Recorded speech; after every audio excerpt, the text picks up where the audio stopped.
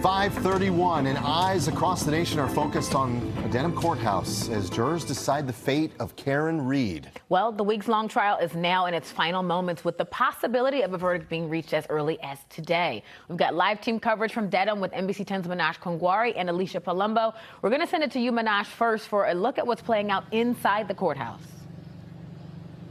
Well, deliberations are set to resume this morning in just a couple of hours, this after 9 weeks of testimony.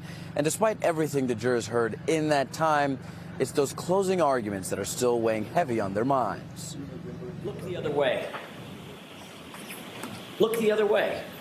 4 words that sum up the Commonwealth's entire case. I hit him, I hit him, I hit him, I hit him. Those are the words of the defendant. 4 times.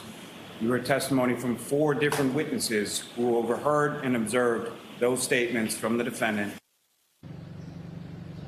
Well, as we know, Reed is accused of killing her Boston police officer boyfriend, John O'Keefe, after the two spent a night out drinking at 2 separate bars in Canton with friends and acquaintances. She allegedly backed her SUV into him while dropping him off at 34 Fairview Road when the night was over, leaving him to die in a snowbank outside that home.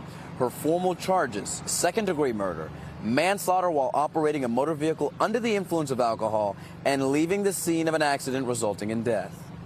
The defendant drove her vehicle in reverse for 24.2 miles per hour for 62.5 feet, struck Mr. O'Keefe, causing those catastrophic head injuries. Magic hairs, magic glass. Look the other way. Late night calls and Google searches, falsified affidavits, inverted videos. You can see just how they plan to fight this case, but I want to focus on the second-degree murder charge that Reed is facing, because that's the big one. Reed can only be convicted of this if she intended to kill O'Keefe but lacked premeditation. But even if she didn't intend to kill O'Keefe that night, if she intended to seriously harm him, or if she acted so recklessly that her behavior showed an extreme indifference to his life, then she could be guilty. In any event, we expect them to continue to deliberate this morning with a verdict potentially reached this week. Right now, we're live here in Dedham. Manash Kongwari, NBC 10 Boston. Okay, Manash, thank you. And let's continue our team coverage with NBC 10's Alicia Palumbo. So, Alicia, what's been the public response as the jury figures out her fate?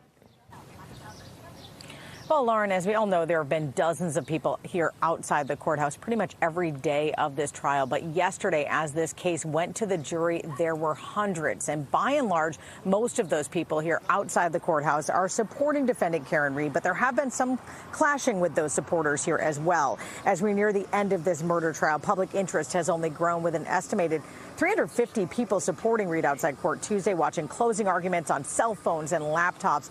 2 legal analysts we spoke with say they think the jury cannot be unaware of the intense microscope on this case, and they do believe jurors will want to take their time and deliberate carefully, as they know any verdict will be dissected by the public. Now, the people outside court that our crew spoke with yesterday say they're confident in what the jury will decide. I don't think it'll be long, and we'll finally have Karen freed. Oh, not guilty verdicts coming back. I mean, the evidence showed it. I mean, and anyone following this case from the beginning saw the truth.